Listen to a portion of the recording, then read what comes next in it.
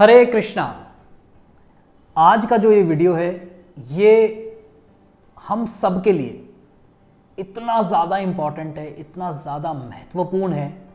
हमारे जीवन में ये वो चेंज ला सकता है जो शायद, बहुत बड़ा स्टेटमेंट बोल रहा हूँ, जो शायद न्यूमरोलॉजी की या एस्ट्रोलॉजी की कोई रेमेडी ला पाए। आज हम एक ऐसी पर्सनालिटी के बारे में बात करेंगे जिनके बारे में शायद हमने या तो सुना नहीं होगा या सुना होगा तो बहुत कम सुना होगा। शायद टीवी सीरियल्स में जो हमने देखा होगा उनके बारे में उतना ही हम शायद जानते भी होंगे, पर ये इतने इम्पॉर्टेंट है हर जीव की लाइफ के लिए कि हम सोच भी नहीं सकते। टॉपिक तो वैसे हम रक्षाबंधन के बारे में बात करने जा रहे हैं, पर रक्षाबंधन के बारे में हम बताएंगे आपको कि क्या रक्षाबंधन का मुहूर्त और वो सारी जो चीज़ें हैं उनकी क्या इंपॉर्टेंस है। पर एक्चुअली में रक्षाबंधन के दिन जो पूर्णिमा होती है वो पूर्णिमा क्या होती है, वो किसकी पूर्णिमा होती है और वो क्यों इतनी महत्वपूर्ण होती है। तो इसको जानने के लिए पूरा वीडियो देखिएगा। बहुत ज़्यादा बड़ा नहीं होगा, परंतु ये इतना ज़बरदस्त इंफॉर्मेशन है कि आपने अगर इसको देख लिया, अपने जीवन में लगा लिया, तो आपकी प्रॉब्लम्स धीरे धीरे करके अपने आप ही आपसे दूर हो जाएंगी।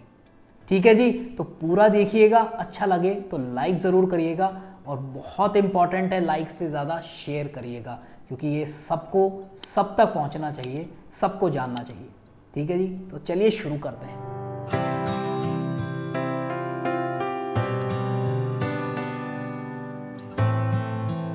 मैं अतुल्य निमाईदास आज आप सब लोगों के सामने बात करना चाहता हूं श्रवण पूर्णिमा के बारे में। 19 तारीख को जो श्रवण पूर्णिमा पड़ रही है उसको हम मनाते हैं, सेलिब्रेट करते हैं बलराम पूर्णिमा के नाम से, बलराम जी जयंती। जी हाँ, बलराम जी कौन? भगवान श्री कृष्ण के बड़े भाई। आपने जो महाभारत आती थी टीवी पे उसमें सुना होगा, देखा होगा उनके बारे में, परंतु बलराम जी उससे कहीं गुना, उससे कई बियॉन्ड है। बलराम जी के बारे में आज कुछ तथ्य आपके सामने रखूंगा। आपको लग रहा होगा कि न्यूमरोलॉजी के वीडियोस, एस्ट्रोलॉजी के वीडियोस बनाते बनाते बलराम जी की बात क्यों कर रहे हैं।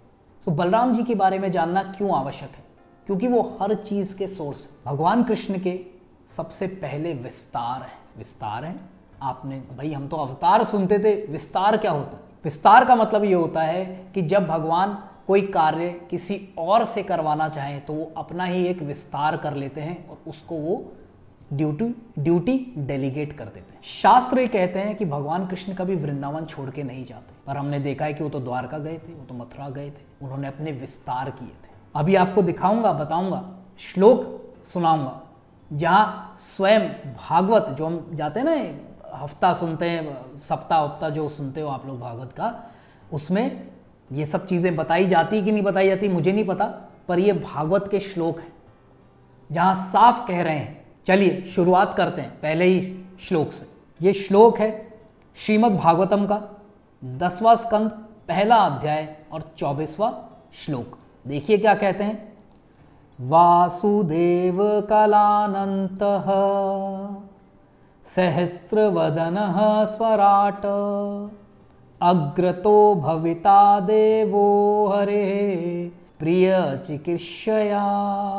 कि भगवान कृष्ण के जो सबसे पहले विस्तार हैं वो संकर्षण हैं, उन्हें अनंत भी कहा जाता है। ही is the origin of all incarnation with in this material world. Bhagavatam क्या कह रहा है? हमने क्या सुना है? विष्णु जी के अवतार। और भागवतम क्या कह रहा है? कि भगवान कृष्ण के पहले विस्तार हुए बलराम जी और बलराम जी से आए हैं सारे अवतार। Previous to the appearance of Lord Krishna, this original Sankarshan will appear as Baldev. Baldev सुना है, जगन्नाथ बलदेव सुभद्रा मैया का, तो बलदेव भी कौन है? बलराम जी। तो अब आप सोचिए कि बलराम जी कितने, मतलब almost equivalent to Krishna. He is the source of all the incarnations, जिनसे समस्त अवतार, समस्त ब्रह्मांड आए हैं। वो कौन है? बलराम जी। और हम बलराम जी को क्या सोचते हैं कि आज ही हल लेके घूमते रहते हैं, लड़ाई वड़ाई करते रहते हैं, अपना बल दिखाते हैं सिर्फ। नहीं, ये तो टीवी वालों ने थोड़ा सा इस तरीके से दिखा दिया, अदरवाइज बलराम जी कुछ और है जो हम जानते ही नहीं। आइए एक और श्लोक देखते हैं। 10वां स्कंद 2रा अध्याय 8वां श्लोक। देवक्य जठरे गबन शेषाख्यम धाम मामकम तत्सानि कृष्य रोहिण्या उदारे सानिवेश्य। मतलब देखिए क्या है, within the womb of Devaki is my partial plenary expansion known as Sankarshan और शेष, शेषनाग भी बोलते हैं ना। तो भगवान स्वयं क्या कह रहे हैं कि वो मेरे माई पार्शियल प्लेनरी एक्सपेंशन, मेरे एक्सपेंशन हैं जिनका नाम संकर्षण है और उनको शेष भी कहा जाता है। Without difficulty transfer him into the womb of Rohini. पहली लाइन में क्या बोला, in the womb of Devaki. तो एक्चुअली में बलराम जी जो हैं वो देवकी माँ की ही वूम में, कोख में आए थे, परंतु भगवान ने उनको कहाँ ट्रांसफर किया, रोहिणी माता के गर्भ में। लोग कहते हैं कि भगवान भी आम जन की तरह आए, वही जैसे जिस प्रोसेस से हम पैदा होते हैं उसी प्रोसेस से, परंतु भागवतम क्या कह रहा है कि चतुर्भुज रूप में आए थे भगवान। उन्होंने कहा देवकी माँ को, लो तुम कह रही थी ना कि मुझे बेटा बनाना चाहती हो, अरे आप तो भगवान के रूप में, आप बेटे कैसे बन सकते हो, चलो बच्चा बन जाए। तो छोटे से बच्चे बन गए और उनको लेके गए थे वसुदेव जो उनके पिता थे, वो कहाँ लेके गए थे, गोकुल, यशोदा माँ के पास। और ऑलरेडी रोहिणी माता जी वहाँ थी तो बलराम जी वहाँ तैयारी हो रही थी। सो बलराम जी की इंपॉर्टेंस इतनी ज़्यादा है हमारी लाइफ में क्योंकि वो हमारे लिए गुरु तुल्य है। उन्हें शास्त्र क्या बताते हैं कि वो हेड हैं, एकदम समस्त गुरुओं के हेड, आदि गुरु हैं वो। एक और श्लोक है श्रीमद् भागवतम का 10वां स्कंद 8वां अध्याय 12वां श्लोक। इसमें गर्ग मुनि क्या कह रहे हैं, देखिए गर्ग मुनि, मैं सीधा आपको ट्रांसलेशन बताता हूं। This child the son of Rohini will give all happiness to his relatives and friends by his transcendental qualities. कि उनमें जो ट्रांसेंडेंटल का मतलब जो एक दिव्य क्वालिटीज हैं, उनसे वो समस्त जनों को आनंद देंगे। Therefore he will known as Ram. Ram का अर्थ क्या है, जो आपको आनंद देते हैं। And because he will manifest extraordinary bodily strength he will also be known as Bal. क्योंकि उनकी जो बॉडीली स्ट्रेंथ थी वो इतनी जबरदस्त थी कि उनको एक नाम क्या मिला, बल, तो उनका नाम क्या पड़ा, बलराम।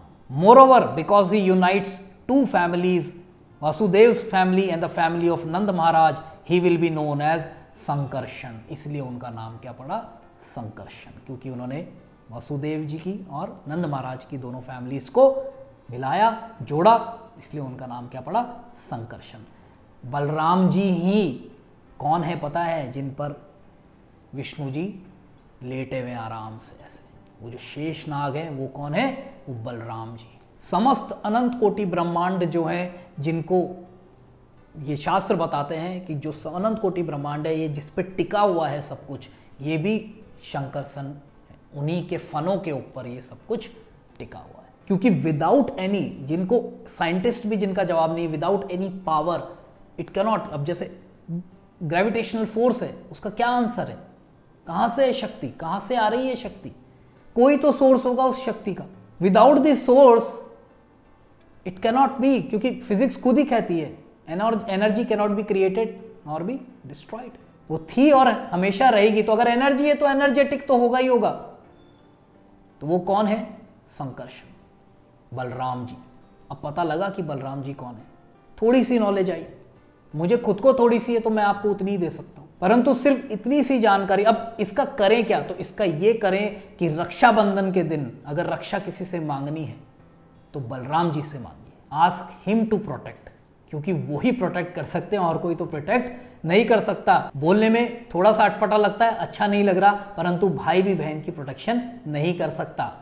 वो हर जगह नहीं हो सकता, परंतु बलराम जी हर जगह हो सकते हैं, वो प्रोटेक्शन कर सकते। हमें उनसे मांगनी है हेल्प, उनसे रक्षा मांगो। भाई को भी मांगनी है और बहन को भी, हमको भी मांगनी है और हमारी बहनों को भी उनसे मांगनी चाहिए, क्योंकि वो ही हैं जो हमें हर जगह हर समय वो हेल्प दे सकते हैं, वो प्रोटेक्शन दे सकते हैं। इसलिए इस बार से फ्रॉम दिस रक्षाबंधन, जितने भी लोग इस वीडियो को पूरा सुन रहे हैं, हर साल जब आप रक्षाबंधन मनाएंगे तो सबसे पहली जो राखी है वो भगवान कृष्ण को बलराम जी को बांधे। कृष्ण भगवान अगर आपके लड्डू गोपाल है तो उनको बांध दीजिए, हो जाएगा काम, क्योंकि उन्हीं की तो एक्सपेंशन है ना, तो उनको बांधिए सबसे पहली राखी। और उसके बाद उस एक राखी तो उनको बांध दीजिए, और जितने भी आपके भाई हैं उनकी सबकी राखियां उनके सामने रख दीजिए कि कृपा करिए कि मेरे भाइयों पर भी आप कृपा करें, उनकी भी रक्षा करें। और फिर उन राखियों को उठाइए और फिर उनको अपने भाइयों को बांधिए। दिस इज सनातन धर्म। ये है वो नॉलेज, वो जो हमारे शास्त्रों में छुपी हुई है, परंतु हमें नहीं पता, ना ही हमें पढ़ाई जाती है, ना ही हमें सिखाई जाती है। अब बात कर लेते हैं मुहूर्त की। तो मुहूर्त जो है वो एक्चुअली में, उस मुहूर्त में आप भगवान को राखी बांधो, बाकी आप कभी भी बांध लो, कोई फ़र्क नहीं पड़ता उससे। टू बी वेरी फ्रैंक, उससे कोई फ़र्क पड़ता नहीं है। आप मेंटली जितना सोचोगे कि हाँ मुझे मुहूर्त देखना है और मैं बांधना है, और इस मुहूर्त में नहीं बांधी तो ये हो जाएगा वो हो जाएगा, ऐसा कुछ नहीं है। जब बलराम जी रक्षा करेंगे तो सब चीज़ें अच्छी होंगी, सब चीज़ें प्लस होंगी।